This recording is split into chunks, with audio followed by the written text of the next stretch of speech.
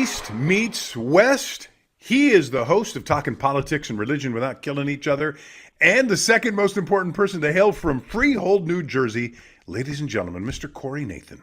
And he is the 7-time Emmy-winning broadcast journalist, born and raised in beautiful Los Angeles, Rick Garcia. It's good to see you, Rick. I know you're doing great this morning. I know. Why? What makes you think that? Because you stayed up and you watched a certain game between two certain teams. You're feeling pretty good about your Lakers. Life is just great. Listen, for you, isn't it? Apparently you do not know me yet.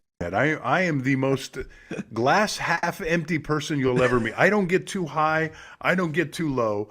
And we're going to talk about the nameless game of which you speak in a moment. But first, I hope you're excited about the second season of the NBA, which is about to get underway. Go ahead.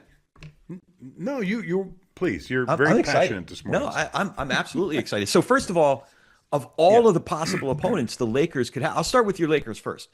The Rockets, I think, give them the best shot of coming out of the first round. We can get into it more, but I keep hearing that. Yeah, I keep hearing that. And again, glass half empty. I'm not so sure. I'm not so sure. Now, let's go down the list of games. Sure. We'll focus on, of course, the ones that mean the most to us because, frankly, it is our show. Yeah, so we can do what we want, right? Right. Here's the deal. I'm going to start in the West, on the Western bracket, because I think the team to beat still for this entire, we'll call it a tournament, is OKC. Fair enough. They won last year. They're the number one seed. Totally fair. And they look so good. But now we don't know who they're going to play yet because their opponent will be based on who comes through the play-in games, right? So it doesn't matter to me who it is. Oklahoma City is going to win that first series without a doubt, and we'll break these down as the playoffs progress. In the second side of the Western Conference, as you mentioned, the Lakers and the Houston Rockets, and a lot of folks feel that the Lakers, if there's an opponent they're going to draw in the first round when they're limping, they're wounded.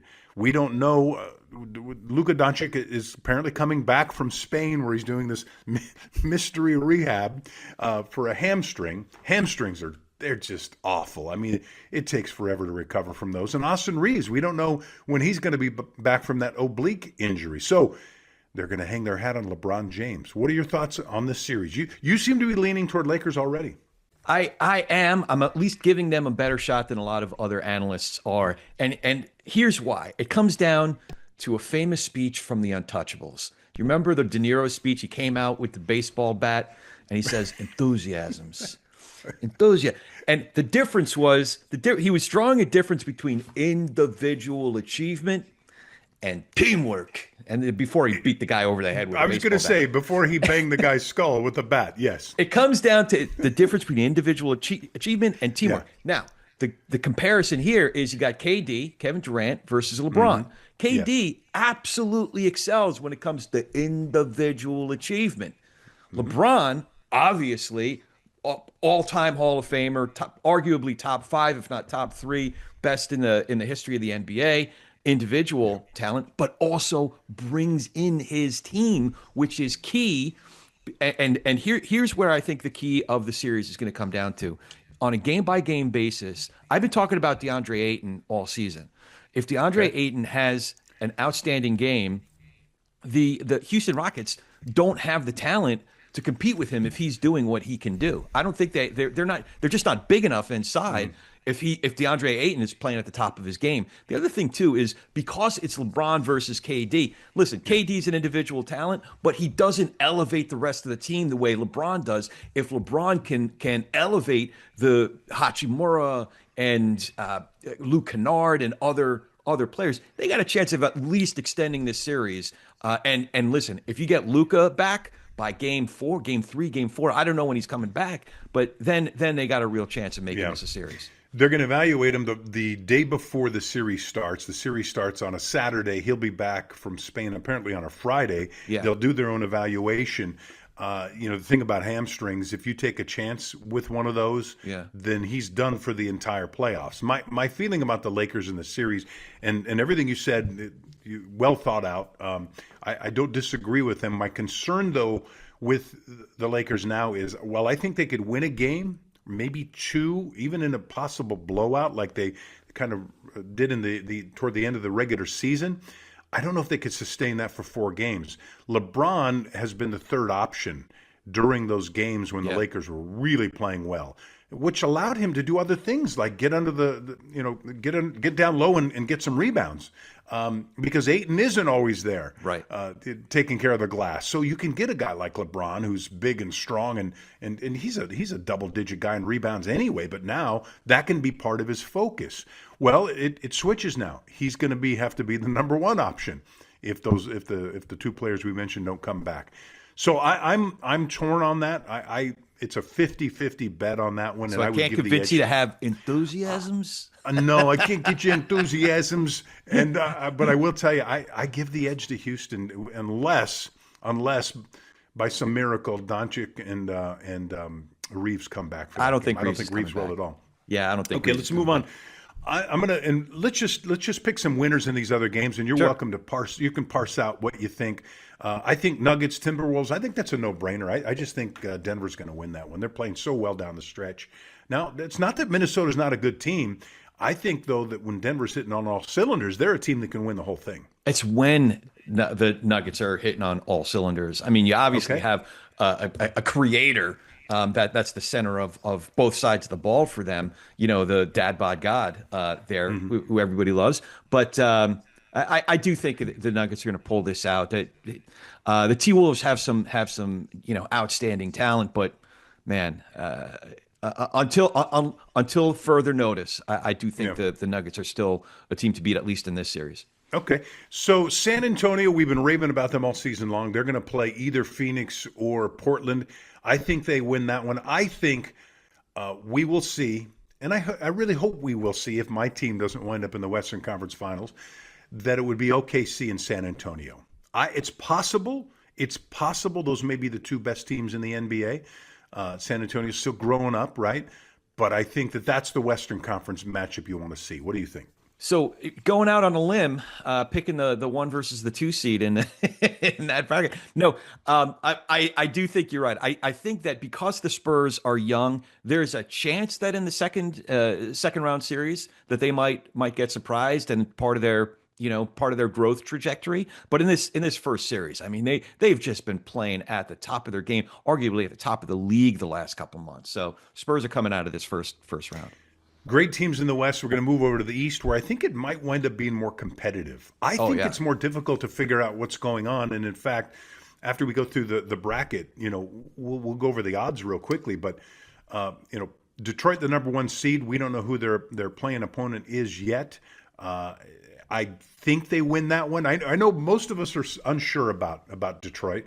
Do you have any thoughts about them being? Do you think they're the 1 or 2 or maybe even 3 best teams in the East anyway? The Pistons?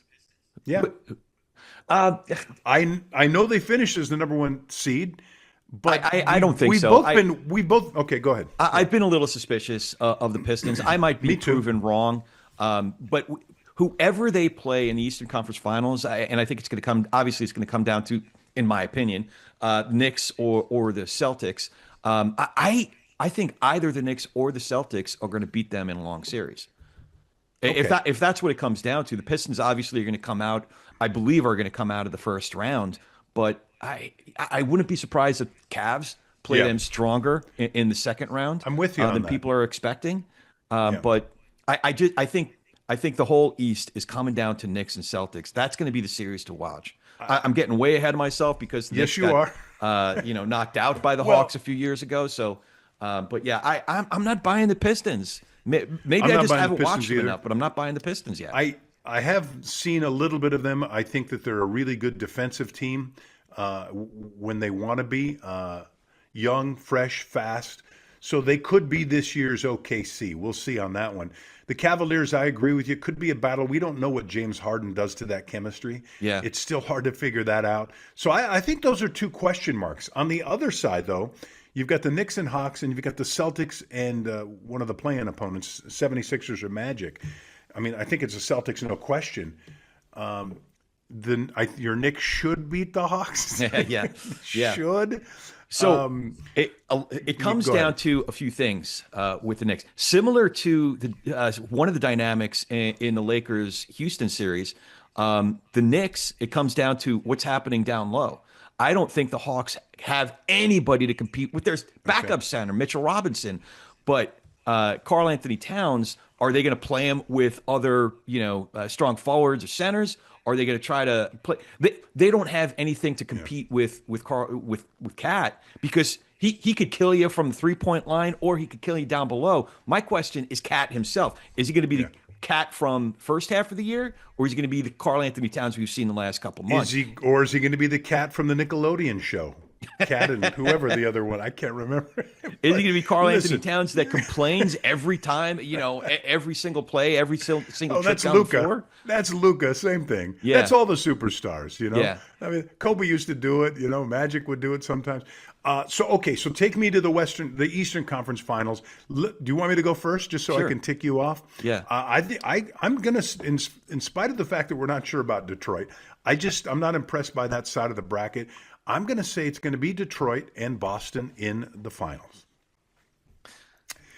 I'm going to go out on this one. Not with your heart.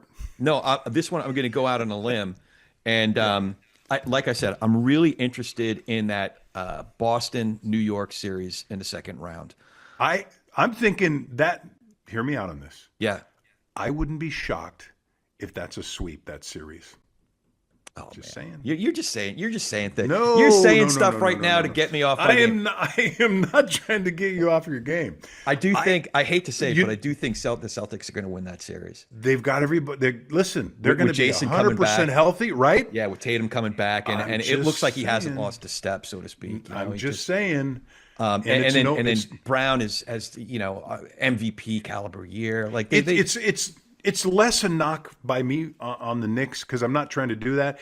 It's more about Boston, right? Yeah. And I think if New York's on the other side over there with the Detroit and Cleveland on that other side of the bracket, I think it might be a different story. I just think you're catching Boston at the wrong time. Yeah, that's part of it. I don't think it's going to be a sweep. I mean, you just have too much talent on the Knicks side of the ball. Shouldn't be in that series, right? Absolutely. Brunson right. is too good. Karl Anthony Towns is good when he's good. He's not going to have, if it's a 7-game series, he's not going to play 7 great games. He's going to have a couple of off games. You got Mitchell Robinson as one of the best defenders in the league, one of the best rebounders in the league. That series would come down to, I think, Mikal Bridges, because Mikal Bridges could be the invisible man for entire games at a time, or he could play like the all-star caliber that he is. You got other great defenders like OG Anunoby, you got Josh Hart, you got that whole Nova Knicks thing. But once we get to that series, if Mikal Bridges can play like an all-star in every game, then they got a shot at making it a 6 or 7 game series. So, and listen, if it goes 7, that would be a great thing for basketball. Nothing better than when New York and Boston are going at each other. But I don't care what the sport is. It could be checkers. But here's why I think Brunson, because why I think the Knicks wouldn't necessarily mind losing. It's going to be weird. Is because Brunson, in the back of his mind, he's got to be thinking, how much better could we be with Antetokounmpo than Karl Anthony Towns? Because that's what's going to happen this summer. Full well if they don't make it out of the second round. You think? Okay. Yeah. So because the playoffs haven't started, I've got OKC, San Antonio in the Western Conference Finals. I've got Detroit and Boston in the East. In the East, I think don't think. I think it's going to be the Cavaliers and Celtics, and with the Celtics coming. So you got Cavs and East. Celtics. Yeah. So I think this is going to be one of those years where we say the Western Conference championship is the NBA championship. I think that's what we're going to say. I think those are the top 2 teams in basketball.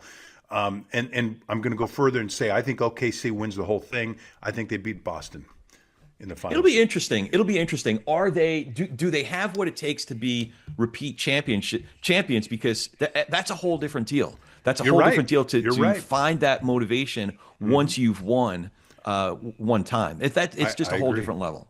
I agree. A little easier in basketball than other sports, I think, to when you see the repeats. But so who are you picking in the finals? Who's going to win it all before this gets underway? Celtics, OKC, with Celtics coming away with it. Okay, so we got the same finals, and you've got East beating the West. I wouldn't expect anything different from you.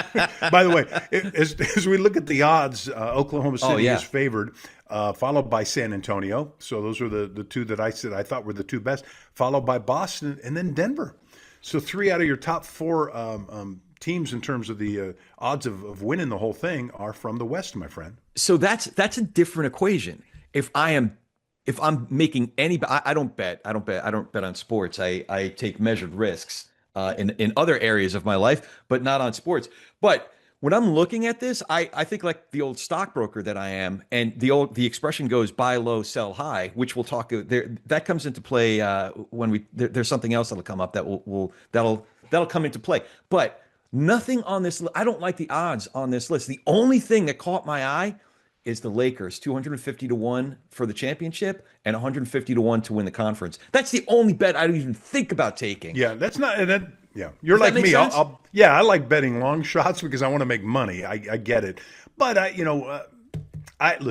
don't think the predicting game. Trust me, we'd both be rich if we thought we could live off of that. And I was a sportscaster, followed teams for years, and everybody was like, "Well, hey, who do you think's going to win?" Like I had the crystal ball, right?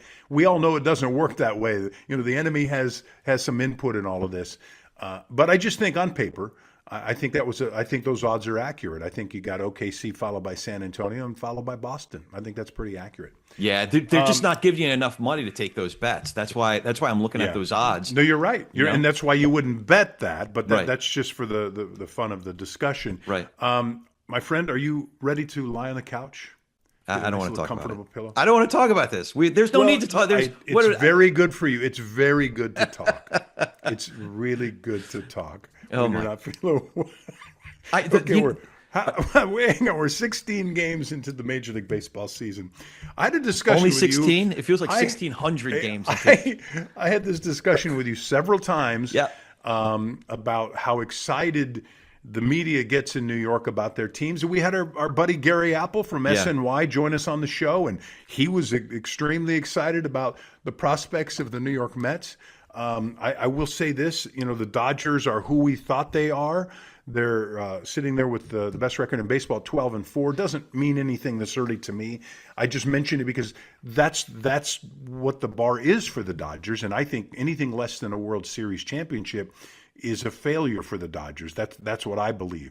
And now for the Mets, these are the two teams that spent the most money in all of baseball. The Mets now are 7-10 as we record this show. And do you know what place they are in the National League East? Does it rhyme with schmast? Is this is this thing on? By the way, is schmashed? Is that a word in Hebrew? It rhymes with schmast, as in Laz. Smashed. Yeah. So the Mets might very well get swept by the Dodgers. I'm not, but this is one series. I don't care about that. Right? Is it? And I believe it's too soon to panic, but I got to hear it from a Mets fan. Okay, so this is what I think. Tonight, most folks will probably be listening to this after tonight's game, but tonight's game is the best shot that they have of taking one of these 3 games because Nolan McLean is such a bulldog. The Mets bats, somebody's due for a little wake up, whether it's Bichette, whether it's Vientos, whether it's Beatty, Alvey, whoever it might, or finally a breakout game from their rookie bench.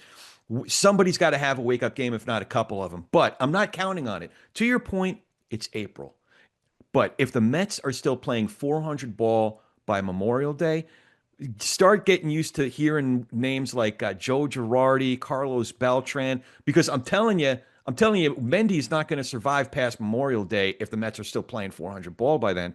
I'll give you one other name. This is a dark horse name. If they are playing, the bats can't find a ball, not being able to find the ocean if somebody threw them out of a boat.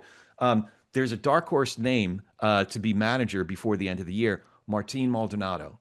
Martin Maldonado was one of the first acquisitions that David Stearns made when he took over Milwaukee. Backup catcher, real brain for the game.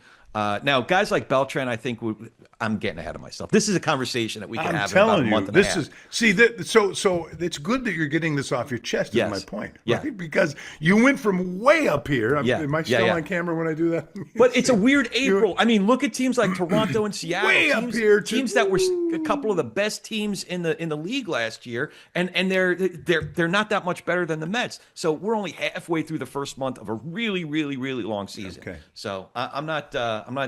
No panic yet. No. No, that's the You ship's don't not have to sinking? put away any sharp objects around me. The ship's not we sinking. could go to high floors and tall buildings. It's fine. I'll be fine.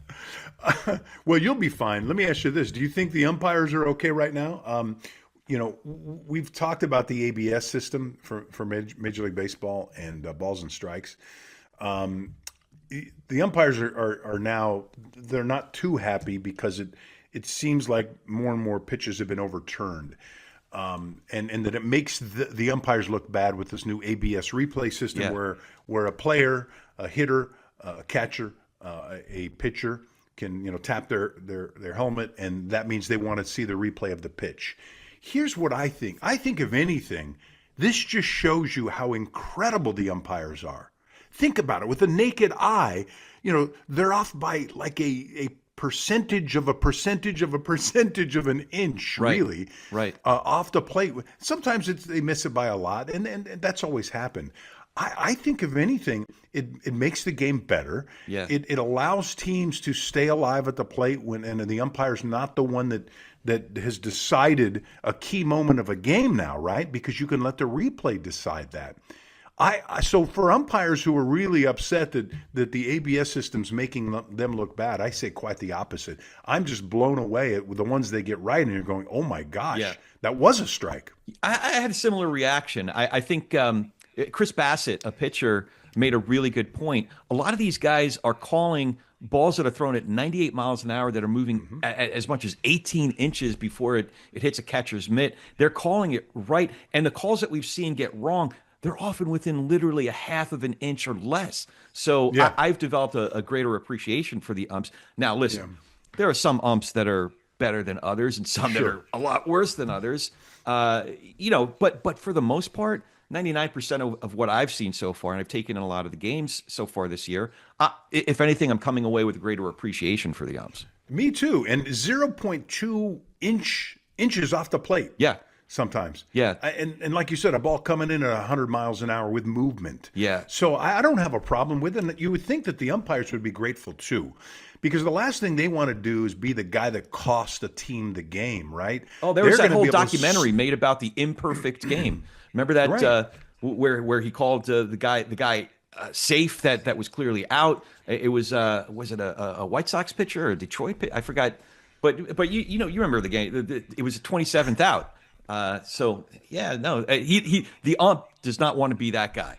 Right. And so to have it overturned, I think that they could sleep better at night if they got something wrong. Yeah. Now, what do you do with the umpires who are missing 6 or 7 a game?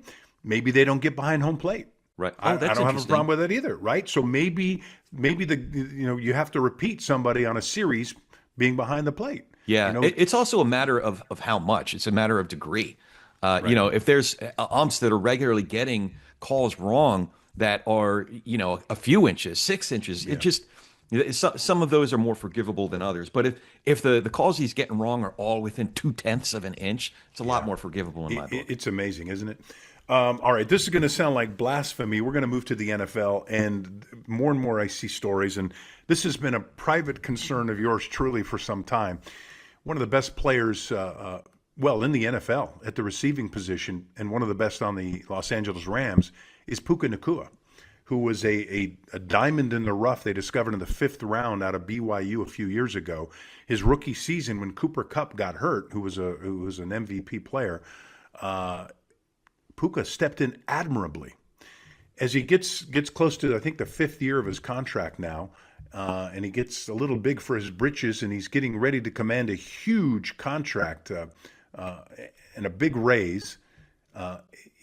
There's talk that maybe because of his off-field antics, He's been, in public, and people have accused him of being inebriated in public and out of control. He's been accused of some wrongdoing by some victims who say, he bit them in one case and was making anti-Semitic comments. So there's a discussion in the little, blogosphere of the Rams world, and every team has their little blogosphere of guys that are like me and you. We're just talking about what should a team do, that maybe the team trades Puka Nacua. And Belichick used to be really good at this. You trade him, you always want to trade a player too early. You never want to trade him too late. You could get a lot for Puka Nacua if you wanted to trade him. I would never want to see him leave my team, but I got to tell you, I'm worried about him. Any thoughts on trading your best player? Not only do you not trade him, you re-sign him right now.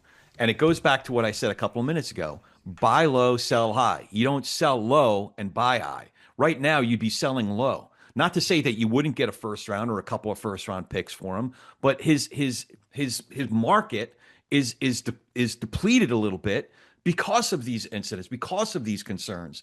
This is the last moment in his trajectory that you'd want to trade. Plus, he's a 24-year-old kid. So that means a couple things at the same time. One is he hasn't even hit his peak yet. He hasn't even hit his stride yet. We're seeing signs of it. Of course, he's had a couple of great seasons, but he's not at the peak of his powers. But he's also 24 years old. You've had 24-year-old kids, or your oldest is a little older than that. My oldest is 25. We know what 24-year-olds are like. They're knuckleheads. Sure. So, but does he go sideways? Does he go the way of the Antonio Browns and go the way of these guys that kind of just lose their minds when they're in the middle of the peak of their career? By the way, you as a New York Giants fan, wouldn't you give up a first round, maybe a third round pick? Oh, don't get me wrong. To be receiver for Jackson Dart? Absolutely. As a Giants fan, and they're trading him, again, buy low, sell high. So I want to buy low right now. If it means, because if you're selling him at his peak value, it could be at least 2 first round picks this year, let alone another 3 following it. Right now, I do think even at the trial of his value, it's at least a first round pick, but you could get away with at a trial. You could get away with a first round pick and maybe a couple of 2s and 3s. But as the Rams, now is not the time to be trading this guy. I worry, and I'm a guy in McVay and Snead. They sign guys, they draft guys that are high character people, man. Mm-hmm. They do not like distraction. They want guys that are going to just buckle down, do their job. They want blue-collar approach. They don't want superstar diva types. They got the best quarterback, one of the best in the NFL, maybe one of the greats quarterbacks of all time, and he's as humble as they come. They prefer that, right? And so the fear is he's getting a little loud. He's becoming a distraction. And the things that for example, if a guy slumps, you can get in the laboratory with him and try to coach him back into good play. If a guy gets hurt, you can do your best to rehab him, and maybe he's consistently hurt, but you know that the guy's out there working his tail off. Once he gets out of the locker room and he gets out of the building, you have no control over that, man. That's why that's such a wild card. I just think this is a kid who's made a couple of mistakes, and 1 or 2 of those incidents I think were just misconstrued. I'm not excusing his behavior, but I'm saying it's more the anomaly than a pattern and especially because of the implications of what it means to the team. And again, as a Giants fan, if they wanted to trade him for a 2 and a 3, I would take that. It's not going to be a 2 and a 3. It ain't going to be that low. But I see your point. You think more immaturity than anything else. I fear worse than that, and I just don't want to see this guy crash and burn. But you're saying nothing to see here, and what would be interesting is an interesting thought exercise. If all it took was a 1-for-1 swap, Puka Nacua for our is our pick the 5th or the 6th? Either way, a high first round pick, 1-for-1. It'd probably require at least a 2027 second round pick, but something like a 1 and something. I'm thinking it's 1 and 3. I think you're going to probably have to give up more, or a 1 and 4 or something like that. But that's interesting. I don't know. There's a value. If you're saying it's the 1 and the 3, oh man, I would do that in a heartbeat. I would take Puka Nacua. A first round and a third round pick this season. This year, you would do that. Yeah. Oh yeah. Stop me. No, absolutely. Right. Without even thinking about it. That would totally be worth it. We'll see what happens. All right, let's call the GMs and let's make it happen. Well, I hope you're right. I hope it's nothing to see here, and we'll see how that plays out. You ready to pop that culture? Let's pop that Let's culture. pop it. Pop that culture. Okay, listen. Some folks will say, if you ain't cheating, you ain't trying. This is an old story. This is an old story, but the reason it's ongoing is there was a Texas fishing tournament, and there was a cheating scandal so bad that the man who's accused of cheating could face 10 years in prison for allegedly tampering with that bass. Apparently they found some weights in that bass. That old fish somehow must have been swallowing those big weights. And when they weighed them, they're like, wait a second. And so the guy who was accused of cheating, he could face 10 years in prison. My question is, first of all, why a bass tournament? Yeah. And I know they've got some big money on some of these fishing derbies now. I guess part of my question to you is you can reflect on cheating at this tournament, but also how far would Corey Nathan go to bend or break the rules? Are you a believer in the Belichick style of, hey, you ain't cheating, If you ain't cheating, you ain't trying? Yeah, what's your theory on that? And I'll tell you how I feel about that stuff. First of all, before I answer that question, I just have to process this. There's fishing tournament law. I can't get, and not only that, it's a felony. So I'm imagining this guy, this fisherman in jail. What are you in for? Oh, I murdered 6 people. What are you in for? I knocked off 3 Brinks trucks. I ran the biggest cartel both sides of the Rio Grande. What are you in for? Fishing.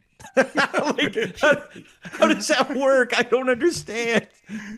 but okay, so cheating, if you're not cheating, okay, cards. Backgammon. Is there anything that you cheat in? What came to mind? So what? So there's cheating and there's cheating. So there's cheating that, like in baseball, my favorite sport to watch, scuffing the ball. If you can get away with it. No, I disagree with you. But go ahead. Let me hear more about some of your ideas for cheating. But there's a line somewhere. You can't scuff in the the gray ball. area, right? You can't scuff the ball. Or okay, you can't scuff the ball. Here's another one. Stealing signs. If you can now it's harder to do with the thing in their ear and stuff, but if you could steal signs, that's strategery. That's right. You're right. That was right? part of the strategery, and now they've kind of tried to put a stop to that as well. So so you're okay with that, right? Yeah, but there's I get a line I'm in the somewhere, dugout, and to the degree that they're there's cameras in the outfield and they're sending signals in their, that there was a line that's the other side of that line. Or steroids are the other side of that line. I get it. Well, you're in the dugout and you see this and you realize every time they do this, the guy's going to steal. I'm okay with you on that because that's really a mistake on the other guy for giving that away. Now, you move. Now let's before we get to the steroid thing, because to me that's a no-brainer. Let's get to Deflategate, for example. All right, you take a little air out of the football because the quarterback likes to be able to squeeze the ball a little bit better when it's raining. You're not supposed to do that.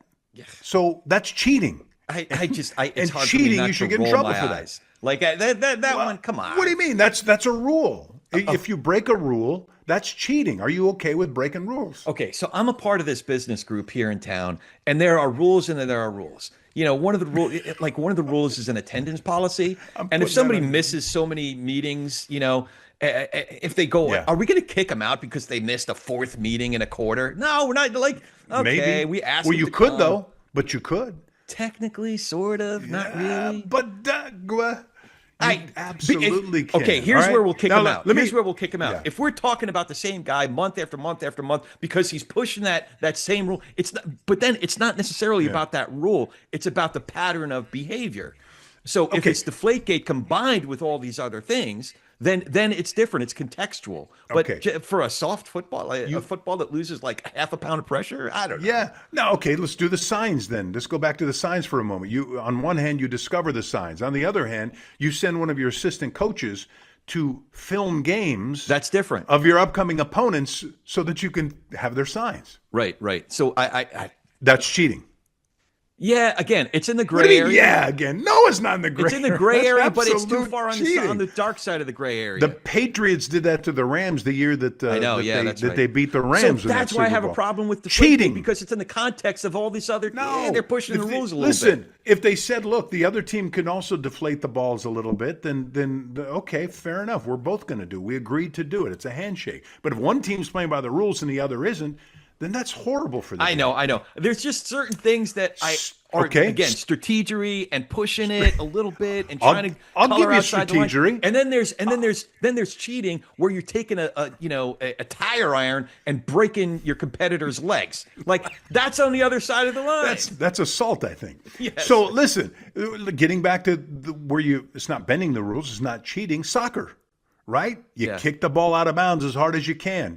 Right? So that you slow down the game. Soccer, you do late subs in the game, one after the other to stop the clock's still running because they have a running clock over there. It's all in the rules. You can do all that. I'm okay with that. Some of it is more lame than others. Okay. Okay. Go ahead. Yeah, you call it Bush League. Like so there's cheating and then there's Bush League. Bush League I just don't respect. Like strategery, I respect. If you're like doing what you can to kind of push it a little bit, that's one thing. But Bush League, that's different. That falls in the category of Bush League. Do you cheat in cards? Absolutely not. Okay, here's the deal. Oh, I'll give you an example. So when I'm sitting next to a less experienced player, because rumor has it I've played a little bit of poker, which isn't gambling, by the way. That's measured risk taking, which is what a real degenerate would say. Anyway. So if I'm sitting next to a less experienced player that's flashing his cards, meaning I can see his cards, I'll tell him, "Hey, you might want to cap your cards." Me too. Yeah, I'll tell people. But however, if he does it one time, I'll only tell him see. one time. If then after you're okay I tell him seeing and his he's cards. still flashing his cards, that's on him. Yeah, I want to win on the up and up. I only want to win based on my play. Well, I want to win on the up and up, but if the guy's got to learn, and all right. I'll tell him. I'll give him the courtesy of letting him know he's flashing his cards. But if he's still flashing his cards, that's on him. Yeah.